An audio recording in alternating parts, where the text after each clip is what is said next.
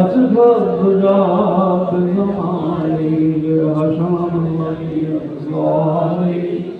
صلوا على إمامي। একটা কথা সত্যি বলছি, বর্তমান সমাজে আমরা সঠিক ইমানকে রাখা খুব কঠিন। পৃথিবীটাই চলছে গল্প এবং কিস্সার মধ্যে, এবং পীর মুর্শিদের যে পথ কি দুর্গম পথ। আর আমরা যারা বলছি, চিস্তিয়া বলছি, সুফি দর্শন বলছি, মারফত বলছি, যদি ভেবে দিই যে দুটো গান গজল, দুটো গল্প কিস্সা, তারা করে ভুল পাবে।